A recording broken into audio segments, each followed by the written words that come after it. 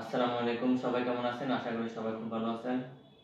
আজকে আমি আপনাদেরকে কলামের মধ্যে আমাদের যে টাইগুলো থাকে বা বিমের মধ্যে যে স্টিরাপগুলো থাকে এগুলো আমরা কিভাবে কয়টায় লাগবে সেই সংখ্যা বের করব সেই সম্পর্কে, যেমন একটি বিমের মধ্যে বা একটি কলামের মধ্যে আমাদের যে পরিমাণ টাই বা স্টিরাপ লাগবে তার সংখ্যা নির্ণয় করব, সেই সম্পর্কে আমি আজকে আপনাদেরকে ধারণা দেব। সো ভিডিওটি শুরু করা যাক। কলামের মধ্যে আমাদের স্টিরাপের সংখ্যা যেভাবে আমরা খুব সহজে বের করব সেটি হলো, ধরি এটি আমাদের একটি কলাম। তো আমরা ডিজাইনের মধ্যে সাধারণত দেখে থাকি যে কলামের মধ্যে L/4 টাই ধরা থাকে এবং বিমের ক্ষেত্রে স্টিরাপ। সো আমরা কলাম বের করতে পারলে বিমও বের করতে পারবো। সো আমাদের এটা হলো একটা কলামের মধ্যে লেখা আছে L/4 উপরে L/4 4 ইঞ্চি করে সেন্টার টু সেন্টার বসবে এবং নিচে L/4 4 ইঞ্চি এবং মিডলে L/2 6 ইঞ্চি করে।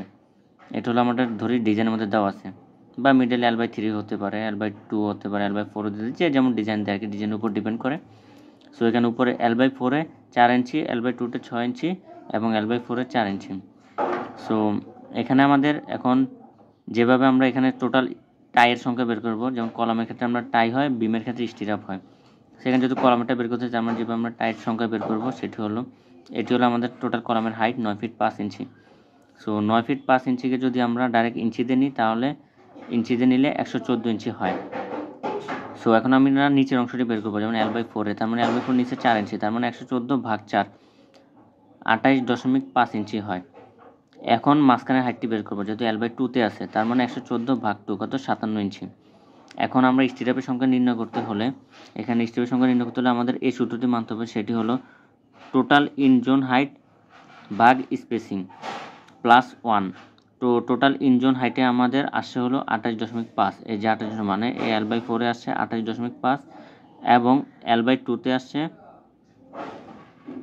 আমরা যেহেতু ইন জোনেরটা বের করবো শুধু নিচেরটা, তার মানে 28.5 ভাগ হলো, যেহেতু আমাদের 4 ইঞ্চি পরপর আছে, যেখানে আছে L/4 4 ইঞ্চি পরপর যে ইন জোনে।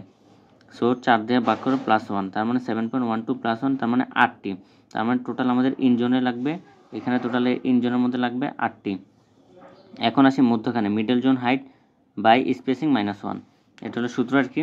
তো মিডল জোন হাইট কত, L/2 6 ইঞ্চি আছে, তার মানে টোটাল আমাদের 57 ইঞ্চি ভাগ 6 ইঞ্চি -1 ইকুয়াল টু 9.5 -1, তার মানে 8.5 ইকুয়াল টু 9টি রাখবে। তার মানে আমাদের মিডল জোনে 9টি লাগবে।